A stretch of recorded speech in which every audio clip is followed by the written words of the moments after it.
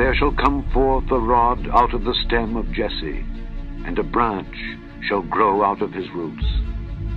And the Spirit of the Lord shall rest upon him, the Spirit of wisdom and understanding, the Spirit of counsel and might, the Spirit of knowledge and of the fear of the Lord. And shall make him of quick understanding in the fear of the Lord. And he shall not judge after the sight of his eyes, neither reprove after the hearing of his ears. But with righteousness shall he judge the poor, and reprove with equity for the meek of the earth. And he shall smite the earth with the rod of his mouth, and with the breath of his lips shall he slay the wicked. And righteousness shall be the girdle of his loins, and faithfulness the girdle of his reins.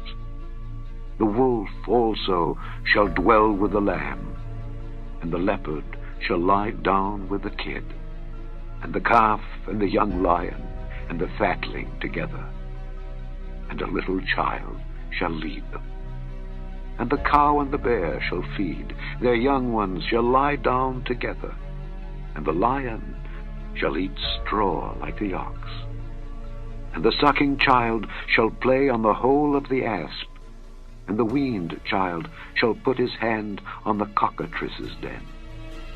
They shall not hurt nor destroy in all my holy mountain, for the earth shall be full of the knowledge of the Lord, as the waters cover the sea. And in that day there shall be a root of Jesse, which shall stand for an ensign of the people. To it shall the Gentiles seek, and his rest shall be glorious. And it shall come to pass in that day that the Lord shall set his hand again the second time to recover the remnant of his people which shall be left from Assyria, and from Egypt, and from Pathros, and from Cush, and from Elam, and from Shinar, and from Hamath, and from the islands of the sea.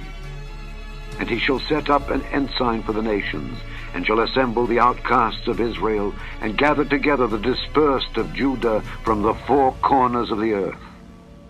The envy also of Ephraim shall depart, and the adversaries of Judah shall be cut off. Ephraim shall not envy Judah, and Judah shall not vex Ephraim. But they shall fly upon the shoulders of the Philistines toward the west. They shall spoil them of the east together. They shall lay their hand upon Edom and Moab, and the children of Ammon shall obey them. And the Lord shall utterly destroy the tongue of the Egyptian sea, and with his mighty wind shall he shake his hand over the river, and shall smite it in the 7 streams, and make men go over dry-shod. And there shall be an highway for the remnant of his people, which shall be left from Assyria, like as it was to Israel in the day that he came up out of the land of Egypt.